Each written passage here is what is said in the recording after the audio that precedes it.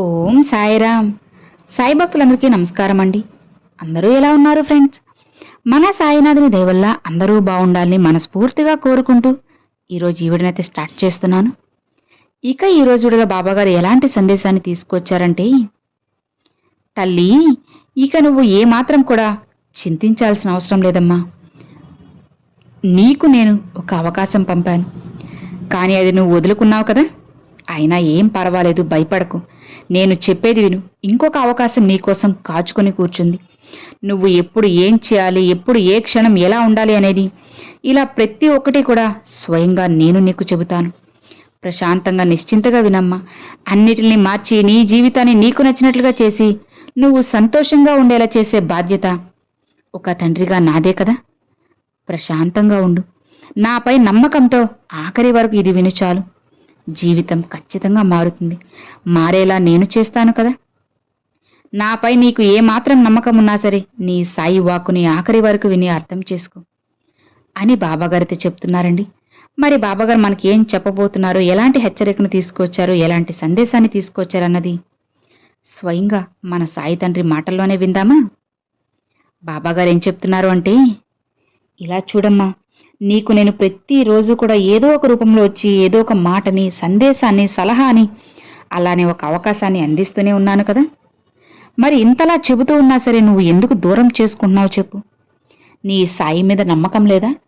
ఏముందులేని కొట్టిపారేస్తున్నావా? నిర్లక్ష్యమా చెప్పు? ఎందుకు తల్లి ఇలా నీ చేతులారా నువ్వే నీ జీవితాన్ని పాడు చేసుకుంటున్నావమ్మా? ఇలా చూడమ్మా, నీ జీవితాన్ని నీకు నచ్చినట్లుగా నేను మార్చాలి అనుకుంటున్నాను. అందుకు తగ్గ జీవితాన్ని నేను నీకు పంపేస్తున్నాను. ఆఖరి వరకు విను తల్లి. నువ్వు ఒక తప్పు చేశావు, అది నీకు ఇంకా అర్థం కాలేదు కదా.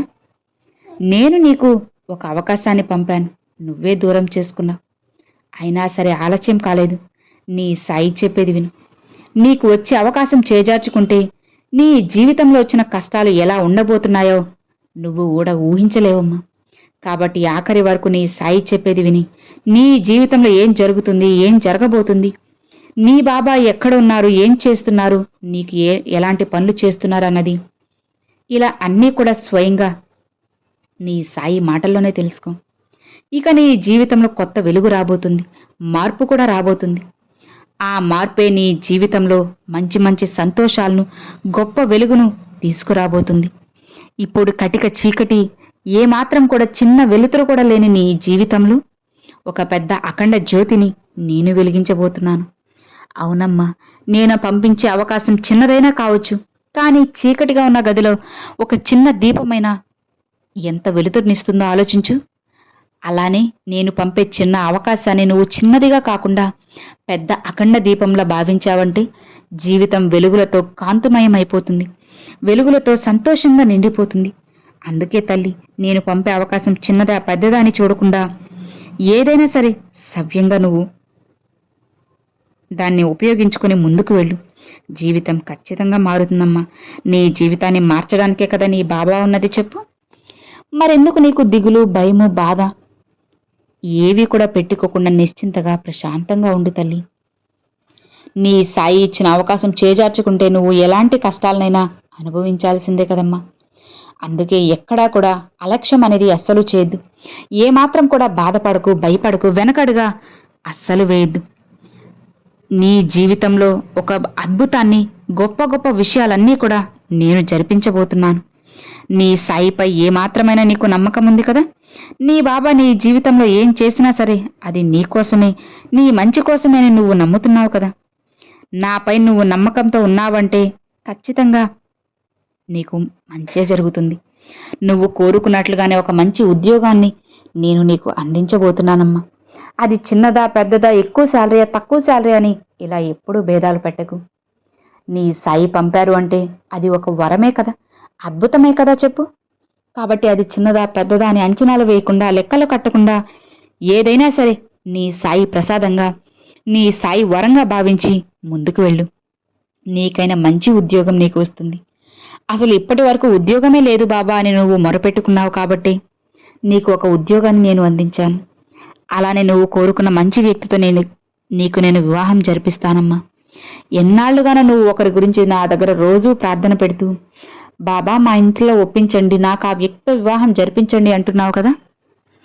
సరే తల్లి, అందుకు తగ్గ పనులు కూడా వెనక జరుగుతూనే ఉన్నాయమ్మా. ఆ వ్యక్తితో వివాహం జరిగితే ఇప్పుడు నీకు బాగుండొచ్చు, కానీ భవిష్యత్తులో ఏం జరగబోతుంది, ఎలా ఉండబోతుంది అన్నీ కూడా నీ సాయికి తెలుసు కదా. కాబట్టి చేయాల్సిన కొన్ని కొన్ని సవరణలు అలానే మిగిలిపోయింది. వాటన్నిటిని కూడా సరిచేసి తర్వాత నీకు నచ్చినట్లుగా నీ జీవిత భాగస్వామిని నీ చేతిలో పెడతాను తల్లి. నువ్వు కోరుకున్నట్లుగానే మంచి సంతానాన్ని నీకు అందిస్తాను. సంతానం లేక నువ్వు ఇంట బయట ఎన్ని ఇబ్బందులు పడుతున్నావో, ఎంతలా సతమతం అవుతున్నావో, ఎంతలా అవమానపడుతున్నావో నీ తండ్రిగా నాకు తెలుసమ్మా. నేను అర్థం చేసుకోగలను. అందుకే నీకైన సంతానాన్ని నేను నీకు అందించబోతున్నాను తల్లి. అలానే నీ సంతానం ద్వారా నీకు మంచిగా నలుగురిలో పేరు ప్రఖ్యాతులు కూడా నీకు రాబోతున్నాయి. ఎంతగానో నీకు కలిగిన సంతానాన్ని లేకలేక కలిగిన సంతానం అని చెప్పి నువ్వు అతి గారాబము ఇలా చేసి వాళ్ళని చెడగొట్టద్దు తల్లి. పిల్లలకి అన్నీ కూడా తెలియనివ్వాలి. కష్ట సుఖాలు, నష్టం, బాధ అన్నీ కూడా తెలియజేస్తేనే కదా ఇకపై వాళ్ళు ఎవ్వరిపై ఆధారపడకుండా వాళ్ళ కాళ్ళ మీద వాళ్ళు నిలబడగలరు. ఏ కష్టం వచ్చినా సరే ఎదుర్కొనే ధైర్యం, సత్తా వాళ్ళకి ఇవ్వాలి. అలా నువ్వు పెంచాలి. అలా కాకుండా అన్నిటికీ ఒకరిపై ఆధారపడుతూ పెంచావంటే తరువాత చివరి వరకు కూడా వాళ్ళు ఒకరిపై ఆధారపడాల్సి వస్తుంది. అలాంటి జీవితం అస్సలు వద్దమ్మా. కాబట్టి అన్ని కష్ట సుఖాలు అన్నీ కూడా నేర్పించాలి. ఎవరు ఎలా ఉంటారో, ఈ సమాజం ఎలా ఉంది, ఇలా అన్ని ప్రతి ఒక్క విషయం కూడా వాళ్ళకి తెలిసేలా చేయాలి. అప్పుడే తల్లి వాళ్ళు ఏదైనా సరే, ఏమొచ్చినా సరే చూసుకుందాంలే అన్న సంతోషంతోనే ముందుకు వెళ్ళగలరు.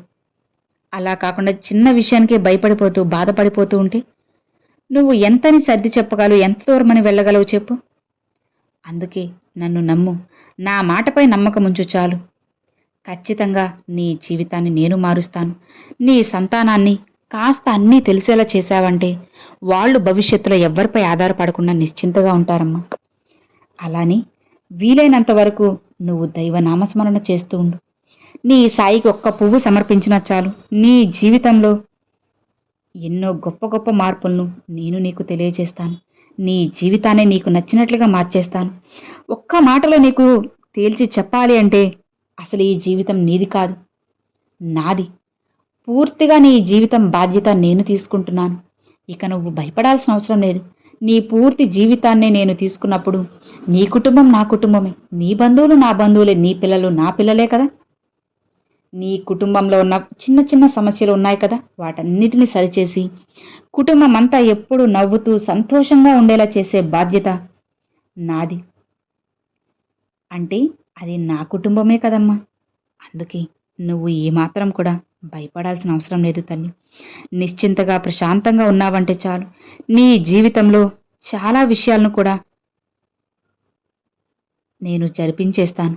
కాకపోతే అవి నీకు ఇప్పుడు తెలియకపోయినా తరువాత ఏదో ఒక రోజు నీకు ఖచ్చితంగా తెలుస్తుంది. ఆ రోజున నువ్వే గుర్తిస్తావు, నా బాబానే ఇదంతా చేశారు, నా కోసంగా చేశారు అని నీకు అప్పుడు అర్థమవుతుంది. నీ సాయి ఏం చెప్తున్నారనేది అర్థమవుతుంది కదా. నీ కోసంగా ఒక మంచి జీవితాన్ని, అద్భుతమైన జీవితాన్ని నేను ప్రసాదించేశాను, రాసి పెట్టేశాను. ఇక దాన్ని చెరపడం, మార్చడం ఎవ్వరి వల్ల అస్సలు కుదరదు బిడ్డా. అలానే నీపై, నీ కుటుంబంపై పడిన చెడు దృష్టి కన్ను అంతా కూడా నేను తొలగించబోతున్నాను.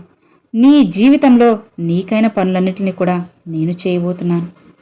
నిశ్చింతగా ప్రశాంతంగా ఉన్నావంటే నీ జీవితం నీకు నచ్చినట్లుగా హాయిగా సంతోషంగా ఉంటుంది. హాయిగా ఉండమ్మా అని ఈరోజు బాబాగారి ఈ సందేశాన్ని పంపించారండి.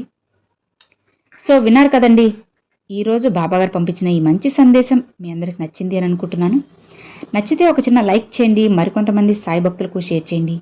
ఫస్ట్గా మన ఛానల్ చూసేవాళ్ళు సబ్స్క్రైబ్ చేసి సపోర్ట్ చేయండి friends. Thanks for watching. Om Sairam.